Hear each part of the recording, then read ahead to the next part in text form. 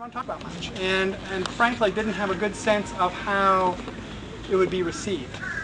And one of the interesting things that was done here probably 10 or 12 years ago was that we did a series of student visitor surveys. And just asked them, what would you like to know more about? What do you love about the place? What do you hate about the place? We love this, we hate being outside. Got all those different answers back. But interestingly, one of the topics that came out very, very high in terms of additional interest was learning about slave life here at Mount Vernon, what the slaves did, all that kind of stuff.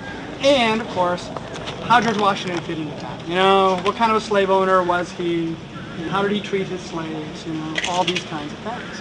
And so that was really the beginning of moving in a direction of taking a more active role in interpreting slave life at Mount Vernon.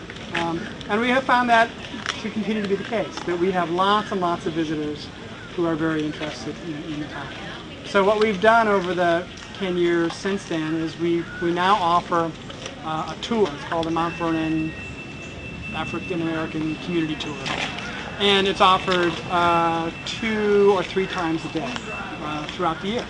And so it's a guided tour that actually does sort of what we're going to be doing. It goes around to different places on the plantation and talks about them. We did that starting in 1995 after we did our conference here that year.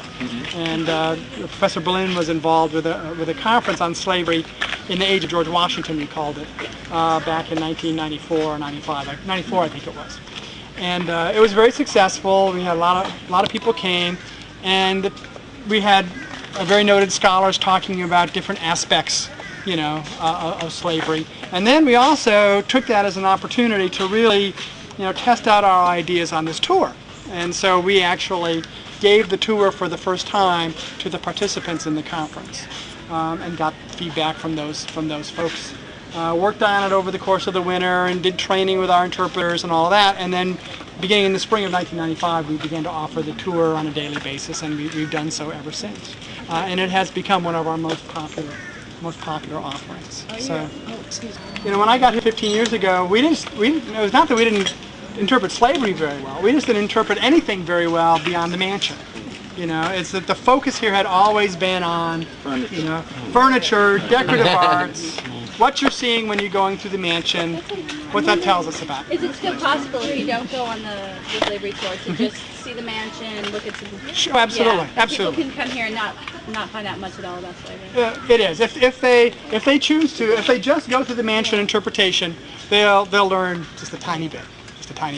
And part of that is because of just the limitations of that tour. Is that it's very focused on certain things, and even though they've tweaked it and tried to make it broader, etc., it just isn't much of an opportunity to do that. So that was where the idea came on to that what we needed to do is we needed to develop other places where we could talk about different things. As I said, not only did we not talk about slavery, we didn't talk about farming. We didn't talk about the plantation, really. Mount Vernon was a plantation. Washington was essentially, a farmer all of his life. After he came back from the French and Indian War, even when he was president, and even when he was, fighting the war, he really, that's really was his occupation. And so we didn't do a good job of talking about that.